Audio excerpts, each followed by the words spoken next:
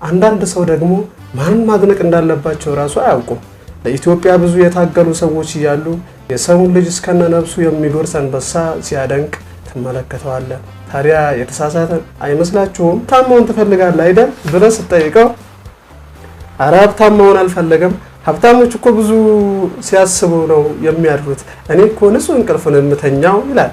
ሀብታሞች ስጋን እንደፈለጉ ነው የሚመገቡት፣ አንተ በወር ስንት ቀን ትመገባለህ ስትለው አተር ከስጋ እኩል ስለሆነ እኔም እንደፈለኩ አተር እመገባለሁ ይላል። እንደነሱ ጥሩ እድሎች ቢገጥሙኝ ደስ ይለኛል ብሎ ቢያምን ምን አለበት? አያችሁ የዚህን ሰው ድርቅና። አንገት እንደሌለው ሰብል ብቻውን ይቆም እንጂ ከሰው ጋር የሚግባባም አይመስለኝም። ወዳጆቼ ጠባብ አስተሳሰብ የያዘ ሰው ከሁሉም በፊት ቀድሞ የሚቸገርበት ሰውዬው ራሱ ነው። ምከረው እንቢ ካለ መከራ የሚከረው የሚባለው ለእንደዚህ አይነቱ ገጣባ ነው። የኢትዮጵያ ሕዝብ ቁጥር 120 ሚሊዮን የደረሰው እንዳንተ አይነቱ ተቆጥሮ ነው የሚል ሚስል ደረሰኝ።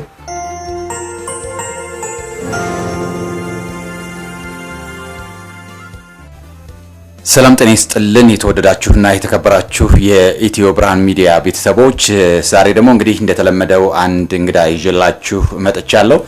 እንግዲህ ይህ እንግዳ አርቲስት ነው። እንደዚሁም አንድ መጽሐፍ ወደ ህዝብ አድርሷል። እንግዲህ ስለ ስራዎቹ የምናወራ ይሆናል። እንግዳይ በቅድሚያ ስሙን እንዲያስተዋውቅ እድሉን ሰጠዋለሁ። እስኪ እንግዳይ በቅድሚያ ስምክን እናስተዋውቅልን። ነጋሽ ሲራጅ ባላለውኝ አዲስ ነጠላ ዜማ ሰርቻለሁኝ። 2015 ላይ ኢትዮ ብርሃን ሚዲያ ላይ ይለቀቃል። ኢትዮ ብርሃን ሚዲያ ለዚህ ስራ ብዙ አስተዋጽኦ አድርጎልኛል። እጅግ በጣም አድርጌ አመሰግናለሁኝ። በመቀጠል ያው መጽሐፌን አቀርብላችኋለሁ። ይህ መጽሐፍ ለምትፈልጉ ጃፈር ለጋር ጃፈር መጽሐፍ ቤት የአርቲስት ነጉን አብረን እንዝናና የሚል መጽሐፍ ብላችሁ ከጠየቃችሁ ልታገኙት ትችላላችሁ። ለመሆኑ የመጽሐፍ ይዘቱ ምን ነበር? ትንሽ ላካፍላችሁ እፈልጋለሁኝ። ጥሩ እንግዲህ መጽሐፉን የምናየው ይሆናል። በጣም ዘና የሚያደርግ መጽሐፍ ነው። እኔም የተወሰነ አይቼዋለሁ። ያው ወደ በኋላ በደንብ የማነበው ቢሆንም ቀንጨብ አድርጌ አይቼዋለሁ። እንግዲህ አንድ ሁለት እንትኖችን ወደ ተመልካች እናደርሳለን ማለት ነው። እስኪ ወደዚህ ገልበጥ አድርጋት። በዚህኛው አብረን እንዝናና ይላል። የውጭ ገጹ ራሱ በጣም ነው የሚያምረው። ልክ እንደ ገጹ ያው ያዝናናናል። አንድ ሁለት ክፍሎችን ነው አንቀጾች ነው የሚባለው። አንቀጾችን ሁለት አንቀጾችን እስኪ ወደ እነሱ እናድርስ። ወደ እናንተ አድርሳለሁ።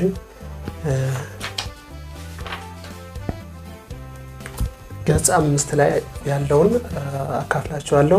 አንቀጽ 3 ላይ አንዳንድ ጊዜ ፈጣሪ እንደው ስንት አይነት ሰው ነው የፈጠረው እያልኩኝ ብቻዬን የማወራበት ጊዜ አለ። አንዳንድ ሰው የሆነበት ተገናኝተው መጥቶ ሰላምታ ሲያቀርብ ገጥሟችሁ እንደሆነ እስቲ ትንሽ እንደሱ ለመናገር ሞክራለሁኝ። እንዴት ነህ? ደህና ነህ? ባለቤትህ ደህና ነች? ልጆች ደህና ናቸው? በጎችና ፍየሎች ደህና ናቸው? ያቺ ምሳ ስንበላ ከአጠገባችን መጥታ ስታንቀላፋ ነበረችው ድመት ተሻላት ይልሃል። ቤት መጥቶ ያየውን ጥንዚሳ ሳይቀር አይሰለችም ብላችሁ ታስባላችሁን? እሺ ለእናንተ ለተው። አንዳንድ ሰው ደግሞ ምርጥ ፋራ ሆኖ ሳለ ራሱን ከአራዶች የሚቆጥር ራሱ መስራት የማይችለውን ስራ ሌሎች ሰርተውት ሲያይ ለማጥላላት ይሞክራል። አንተ ምን ሰርታል ብለህ ስትጠይቀው የተሻለ ነገር አይነግርህም። ታዲያ ይሄ ምን የሚሉት ሰው ነው? ይሄንንም ለእናንተ ለተው። ስለ አንድ ደደብ ሰው ታሪክ ደግሞ ላስጫውታችሁ። ይህ ሰው 99 ሰው ገድሏል። በአቅራቢያው አንድ ሃይማኖቴን ወዳለው የሚል ሰው ነበርና 99 ሰው ገድያለሁ፣ አሁን ወደ ፈጣሪ ብመለስ ፈጣሪ ይቅር ይለኝ ይሁን ብሎ ሲያማክረው ሰውየው 99 ሰው ገድለ እንዴት ይቅር ይልሃል? በፍጹም ይቅር ሊል አይችልም ብሎ ሲመልስለት ይቅር ካላለኝማ አንተስ ምን ትሰራለህ አጠገቤ አንተንም ለቀንጥሳልና ሰውየውንም ቀነጠሰው። 99 ሰው ነበረ 100 ያደረሰው። ይህ ሰው ምን የሚሉ ሰው ነው? ጉንዳን እንኳን ያለ አግባብ ለመግደል ይከብዳል። በሰው ነፍስ የሚቀልድ ሰው ምን ይሉታል? ይሄንንም ለእናንተ ልተው። አንዳንድ ሰው ደግሞ ማንን ማድነቅ እንዳለባቸው ራሱ አያውቁም። ለኢትዮጵያ ብዙ የታገሉ ሰዎች እያሉ የሰውን ልጅ እስከነ ነፍሱ የሚጎርስ አንበሳ ሲያደንቅ ትመለከተዋለህ። ታዲያ የተሳሳተ አይመስላችሁም? ይሄንንም ለእናንተ ልተው። አንዳንዱ ደግሞ የት ሰፈር ልጅ ነው ስትለው በቀን 3 ተበልቶ የማይጠገብበት ሰፈር ልጅ ነኝ ይልሃል። አንዳንዱ ደግሞ ለምን ዝም ብለህ የራስህን ኑሮ አትኖርም ሰው ከምታማ ስትለው ቂጤን በመስታወት ያየው ሰው ነኝ፣ ባንተም የማያዳግም እርምጃ ወስድባለሁ ይላል። አንዳንዱ ደግሞ ከክፍለ ሀገር እንደመጣ የ3 ወር የቤት ኪራይ ባንዴ ከፍልና ለመዝናናት ብሎ ከቤት ወጥቶ ሊመለስ ሲል ቤቱ ጠፍቶት በዛው ይቀራል። አንዳንዱ ደግሞ የተሳሳተ ስራ ሲሰራ አይተው ለምን እንደዚህ ታደርጋለህ ስትለው እኔን ለምን እንደፋራ ታየኛለህ? አንተን በጆንያ ስሬ እህን ነው ብዬ መስጠት የምችል ሰው ነኝ ይላል። አረ እንደ ሰው ባህሪ ተወርቶ አያልቅም። አንዳንድ ምርጥ ፋራ ከጠቢቦችና ከባለስልጣናቶች ራሱን የሚያወዳድረው በቁመቱና በጉልበቱ ልክ ነው። ደግሞ ራሱን ለማጽናናት በሐሴት ራሱን መምከሩ ነው የሚገርመኝ። ሀብታም መሆን ትፈልጋለህ አይደል ብለህ ስትጠይቀው አረ ሀብታም መሆን አልፈለገም፣ ሀብታሞች እኮ ብዙ ሲያስቡ ነው የሚያድሩት፣ እኔ እኮ ንጹህ እንቅልፍን የምተኛው ይላል። ሀብታሞች ስጋን እንደፈለጉ ነው የሚመገቡት፣ አንተ በወር ስንት ቀን ትመገባለህ ስትለው አተር ከስጋ እኩል ስለሆነ እኔም እንደፈለኩ አተር እመገባለሁ ይላል። እንደነሱ ጥሩ ጥሩ እድሎች ቢገጥሙኝ ደስ ይለኛል ብሎ ቢያምን ምን አለበት? አያችሁ የዚህን ሰው ድርቅና። አንገት እንደሌለው ሰብል ብቻውን ይቆም እንጂ ከሰው ጋር የሚግባባም አይመስለኝም። ወዳጆቼ ጠባብ አስተሳሰብ የያዘ ሰው ከሁሉም በፊት ቀድሞ የሚቸገርበት ሰውየው ራሱ ነው። ምከረው እምቢ ካለ መከራ የሚከረው የሚባለው ለእንደዚህ አይነቱ ገጣባ ነው። ወዳጆቼ ይሄ ጉዳይ እናንተን አይወክልም። እንግዲህ በጣም አሪፍ ነው። በጣም ደስ የሚልና ዘና እያደረገ ትምህርት ወይም እውቀት የሚያስጨብጥ ድርሰት ነው። እስኪ ቀጣዩን ደግሞ እናደምጣለን ማለት ነው። ገጽ 9 ላይ ያለውን አቀርብላችኋለሁኝ። አንቀጽ 5 አንዳንድ ጊዜ ስልኬ ላይ የማልፈልገው ወሬ ይደርሰኛል። እስኪ የገጠመኝን ላጫውታችሁ። የኢትዮጵያ ሕዝብ ቁጥር 120 ሚሊዮን የደረሰው እንዳንተ አይነቱ ተቆጥሮ ነው የሚል ሚሴጅ ደረሰኝ። እሱም ብቻ አይደለም፣ ያንተን ጭንቅላት ልትታጠበው እንጂ ልታስብበት አልተሰጠህም እንዴ የሚል ነበር። ማነ ምንድነ ከየት ነው ብዬ ጻፍኩለት። ደነገጠ መሰለኝ፣ አልመለሰልኝም። ዝም ጭጭ አለ። ተሳስቶ ነው ወይስ አውቆ ነው እየሰደበኝ ያለው እያልኩኝ ማብሰልሰል ጀመርኩኝ። ማንም ሆነ ማንም ስልኩ የማን እንደሆነ ማጣራት አለብኝ በሚል ውሳኔ ተስማማውና ደወልኩለት። ሀሎ ስለው እሱም አሎ አለኝ። እኔ ግን ማን እንደሆነ ለማጣራት ድምፁን በማጣራት ላይ ሆኜ ነበር። ከቅድሙ አሁን ሳይሻል አይቀርም።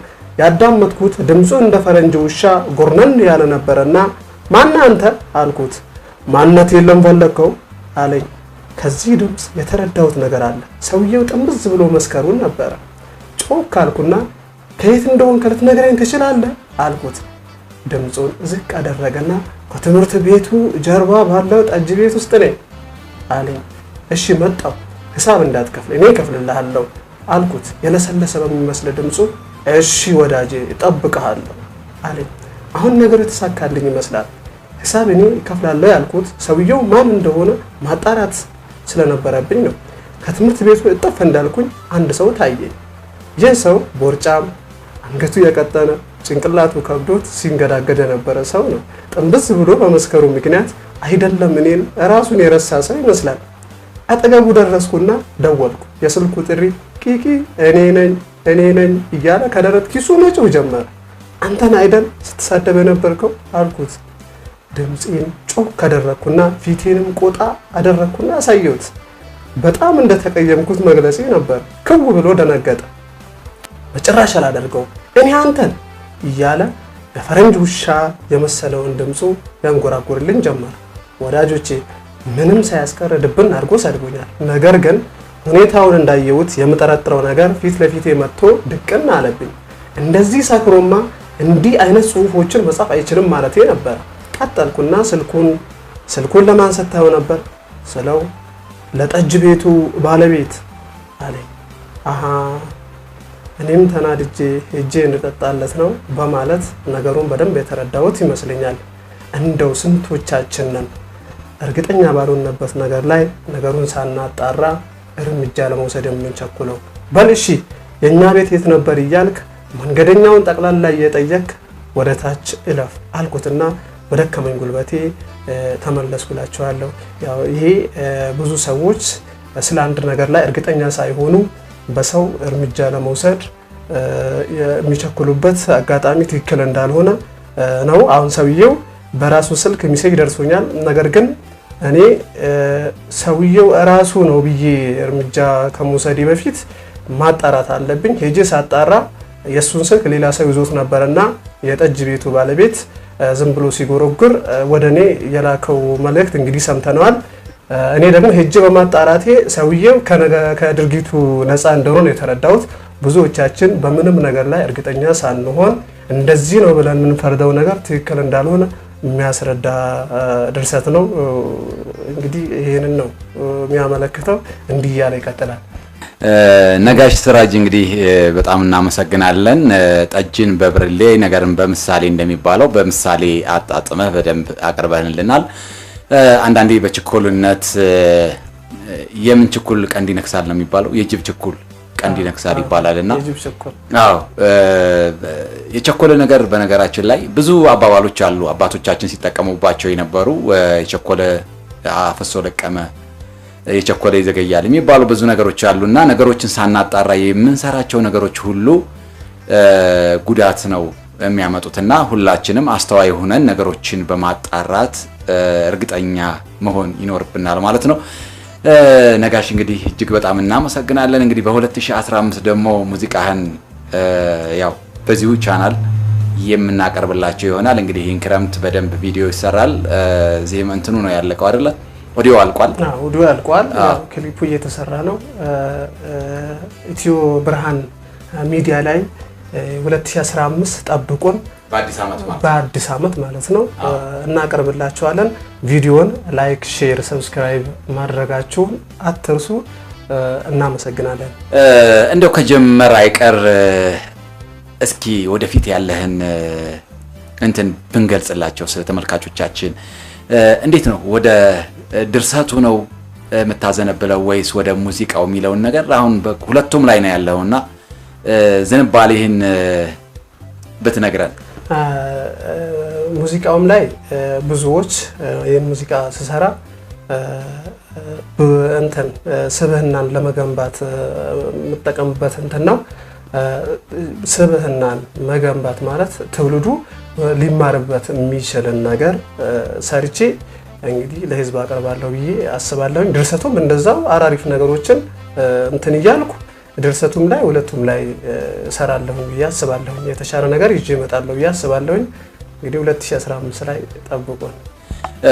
አዎ እንግዲህ አንተም እንደገለጽከው ነጠላ ዜማህ ላይም እንዳዳመጥኩት ኢትዮጵያዊነት ቃና ያለው ብሔር ብሔሮችን የሚያከብር የብሔር ብሔረሰቦችን ህይወት የሚያከብር ስለ አንድነት የሚሰብክ በጣም አሪፍ የሆነ ሙዚቃ ነውና እንደው እንደዛ ለመስራት ያነሳሳህን ነገር እስኪ ንገረን። ያው ይሄ እንግዲህ ሰሞኑ ብዙ አይሆን ነገሮች አይተናል ሀገራችን ላይ። እነዛን ታሳቢ በማድረግ አንድነትን የሚያጠፉ ብዙ ድርጊቶች ተደርጓሉ። ይሄ ማይካድ ነው፣ ሁላችንም ያየነው ነው። ይሄንን ለማጥፋት አንድነትን አብሮነትን ለማምጣት የሰራውት ስራ ነው። አሁንም ቢሆን አንድነት አብሮነት እስከሌለ ድረስ ሰላም ከምንም በላይ ሰላም ነው የሚያስፈልገው። አንዳንድ ሰዎች ሀገር ሲባል እንደ ሩቅ አድርገው የሚያዩ ብዙ ሰዎች አሉ። ሀገር ማለት ከቤት ነው የሚጀምረው፣ ከራስ። ሀገር ከሌለ ራስም የለህም ማለት ነው። አንተም የምትኖረው ሀገር ስትኖር ነው። ቤተሰቦችም እንደዛው ሰላም ሲኖር ነው። ሰላም ከሌለ ሀገር የለም። ስለዚህ ስለ ሀገር ከምንም በላይ የሚበልጥ ነገር የለም ብዬ አምናለሁ። የተሰራውም ዜማ ስለ ሀገር ነው። ሀገርን አንድነትን ወክሎ የሚሰራ ነው።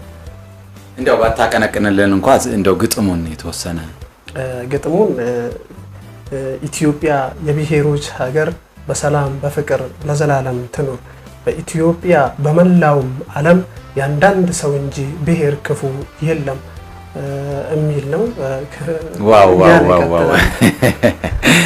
አዎ እንግዲህ ዛሬ ያው ብዙ ጊዜ አርቲስቶች ጉንፋን ይዞኛል ምን ይዞኛል ስለሚሉ ያው ብዙም ስላልተዘጋጀ ነው በድምጽ ያላቀረብ ነው። ይሄን ይቅርታ እንጠይቃለን። ያው ወደፊት በደንብ እሱም ተዘጋጅቶ ክሊፑ ከተሰራ በኋላ እንደዚሁ በኢንተርቪው እንመጣለን። ክሊፑን ወደ እናንተ እናደርስላችኋለን ማለት ነው። ዛሬ ጉንፋን ይዞኛል ብሎ ነው ያላቀነቀነላችሁ፣ ግን ግጥሙን ቀንጨብ አድርጎ ነግሯቸዋል። በጣም የሚያዋጓና አስተማሪ የሆነ ለሀገራችን በተለይም ለኢትዮጵያ የሚበጅ ሙዚቃ ነው። የእውነት በጣም አስተማሪ የሆነ ነው። ወድጄዋለሁ እኔ። ስለዚህ ወደ እናንተ እናደርስላችኋለን ማለት ነው። ነጋሽ እንግዲህ ለነበረን ቆይታ እጅግ በጣም አመሰግናለሁ።